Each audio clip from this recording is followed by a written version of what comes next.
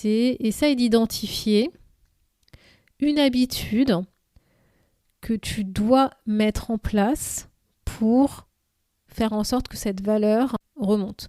Et je ne dis pas que tu veux ou tu peux mettre en place, je dis que tu dois mettre en place. Et quand je dis tu dois mettre en place, c'est dans le sens que tu dois, dès aujourd'hui, adopter l'attitude, le comportement de la personne que tu souhaites être demain.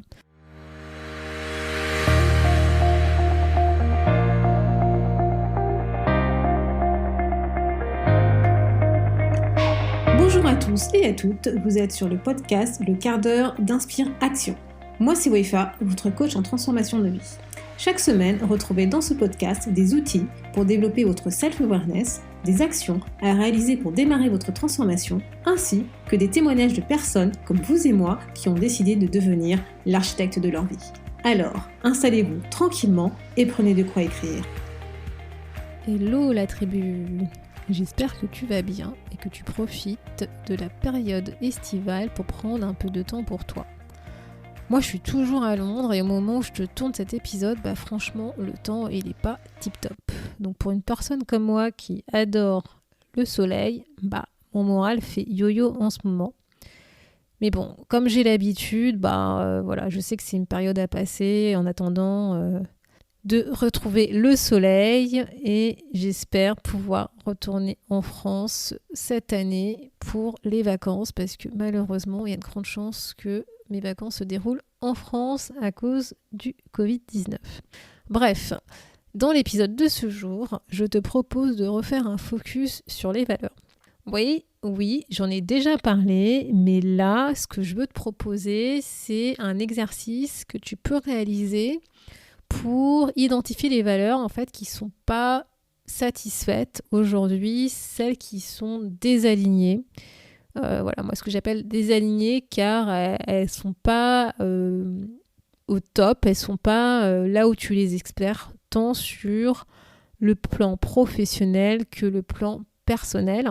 Et je vais te partager 2-3 idées pour faire ce réalignement, ce que tu peux mettre en place en fait pour essayer de redresser la barque. Donc déjà, pour commencer, je le dis et redis, mais c'est comme ça, on démarre par les valeurs.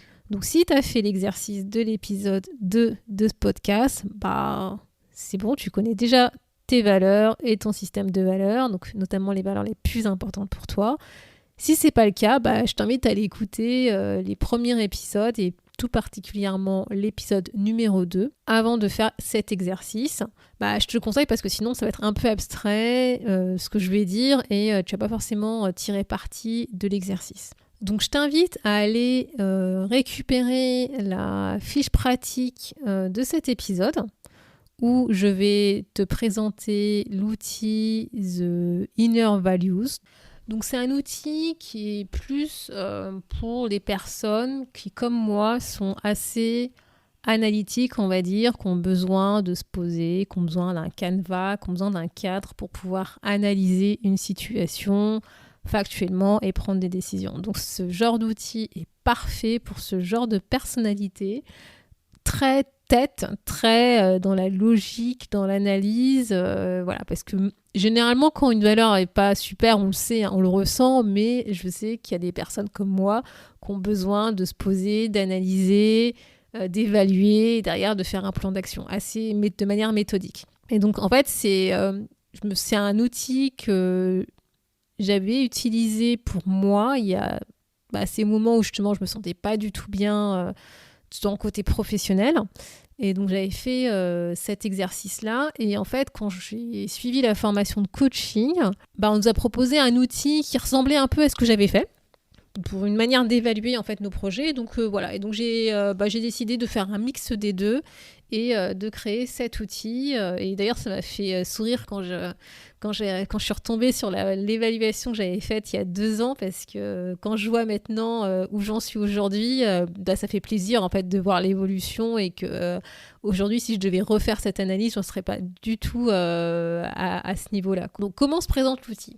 C'est simple. D'un côté, tu as tes 10 valeurs les plus importantes. Donc, idéalement, il faudrait que tu les classes de la plus importante à la moins importante. Et pourquoi je dis ça? Parce qu'en fait, tu vas pondérer chacune de ces valeurs. Tu vas pondérer sur une échelle de 1 à 3, 3 étant la valeur la plus importante, et 1, la valeur qui est importante, mais moins importante que la plus importante. Donc, si tu fais l'exercice avec 10 valeurs, bah, tu peux associer à chacune de ces valeurs une pondération de 1, 2 ou 3. Ensuite, tu verras que je propose 2 domaines de vie. Tu peux en ajouter d'autres. D'ailleurs, je suis en train de réfléchir en tournant cet épisode que je pourrais aussi rajouter 2 autres domaines. Donc, l'outil va peut-être évoluer au moment où je vais sortir cet épisode. Aujourd'hui, je te propose les 2 domaines professionnels, personnels. Parce que tu peux être comblé parce qu'en fait, tu peux avoir une de tes valeurs satisfaites sur le plan personnel et pas forcément satisfaite sur le plan professionnel. C'est pour ça, en fait, que j'avais tenu à avoir ces deux différents domaines, mais là, en y réfléchissant, je peux en rajouter 2 autres. Ce sera la petite surprise si jamais tu télécharges la fiche. Donc voilà, et donc en fait, pour chacun de ces domaines, ce que tu vas faire, c'est que tu vas réfléchir à aujourd'hui, comment est-ce que tu perçois ta valeur. Voilà, donc par exemple, moi je vais te faire l'exemple avec ma première valeur que j'avais mise à l'époque, était la liberté, que j'avais pondérée à 3. Et à l'époque, quand j'avais fait l'évaluation, dans le domaine professionnel, j'avais estimé à mon niveau de satisfaction de cette valeur à 3 sur 10. Voilà, sur le plan professionnel. Et sur le plan personnel, j'avais par contre estimé mon niveau de satisfaction à 7 sur 10. Donc voilà, donc pour chacune des valeurs, tu vas évaluer ton niveau de satisfaction à aujourd'hui en donnant une note sur 10. Ensuite, à côté, tu vas te projeter à combien tu aimerais être à 12 mois vis-à-vis de cette valeur. Et donc moi, à 12 mois, j'avais marqué que sur le plan professionnel, je voulais monter à 7, donc comme en fait le plan personnel. Et sur le plan personnel, je voulais rester au moins à 7. Voilà. Donc je considérais que par rapport à ma situation, je ne pouvais pas forcément atteindre 10, je ne voulais pas forcément atteindre 10. Et donc j'avais mis ces notations tant sur la partie professionnelle que la partie personnelle. Et en fait, tu verras que donc l'outil, c'est un outil Excel. Tu verras qu'il va se faire automatiquement la différence. Donc, si on prend la partie professionnelle, j'avais noté à 3 sur 10 où j'étais à aujourd'hui et je voulais obtenir 7. Donc, la différence était 4. Et il va pondérer en fonction justement de l'importance de ta valeur pour pouvoir calculer un total. Et en fait, tu vas faire ça sur l'ensemble de tes 10 valeurs importantes pour toi. À la fin, tu vas obtenir un total et tu vas pouvoir prioriser en fait les valeurs qui sont les plus, entre guillemets, catastrophiques. Il faut vraiment que tu mettes ton attention parce que ça ne le fait pas, en fonction de ce total et de cette pondération. Parce que, par exemple, moi je vais te donner un exemple pour que tu comprennes un peu plus. J'avais donc la liberté qui était ultra importante, donc j'avais mis une pondération à 3. J'avais ma créativité qui était importante, mais un peu moins importante que ma liberté, que j'avais pondérée à 2.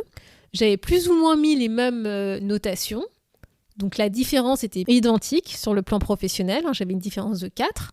Sauf que comme ma liberté était plus importante pour moi à l'époque que ma valeur créativité, forcément, je devais mettre mon accent plus sur cette valeur liberté et pas forcément sur la valeur créativité. Et donc, en faisant ça, ça va te permettre justement de définir des priorités. Et après, moi, tu verras, je te l'expliquerai dans la fiche. Moi, ensuite, ce que je te conseille, c'est de porter le focus sur les valeurs qui sont vraiment ultra prioritaires et en fonction du domaine, que ce soit sur le monde professionnel ou personnel, tu vois. Et en fait, je vais partager avec toi ce que j'avais écrit, notamment sur la liberté dans le monde professionnel, où pour le coup, c'était arrivé très, très, très prioritaire, malheureusement. j'avais marqué, donc ensuite tu verras, tu peux effectivement décrire ton plan d'action, hein. Donc comme je te dis, c'est un outil ultra analytique, méthodique, pour ceux qui aiment bien un peu les outils à compléter pour pouvoir après définir un plan d'action. Et donc moi j'avais marqué donc à court terme ce que je voulais faire pour pouvoir justement améliorer cette note, parce que encore une fois, je ne pouvais agir que sur moi et pas sur les autres. Donc j'ai réfléchi à des actions que je pouvais faire moi. C'était exprimer ma liberté à travers les choix que je vais faire chaque jour. Donc à l'époque, j'avais l'impression de ne pas pouvoir exprimer ce que je voulais exprimer et faire les choix que je voulais faire. Et à moyen terme, j'avais marqué trouver le métier, l'environnement qui me permet de développer cette valeur. Voilà. Donc voilà pour le petit exemple. Et donc, pour récupérer cet outil, n'hésite pas à aller dans les notes de cet épisode à l'adresse wefabagidi.com/podcast-16. Et là, donc, je vais te partager quelques idées que tu peux mettre en place une fois que tu as identifié, on va dire, les 3 valeurs sur lesquelles tu dois travailler, qui sera peut-être dans le domaine professionnel ou dans le domaine personnel. Donc déjà, le premier conseil que je peux te donner, c'est essaye d'identifier une habitude que tu dois mettre en place pour faire en sorte que cette valeur remonte. Et je ne dis pas que tu veux ou tu peux mettre en place, je dis que tu dois mettre en place.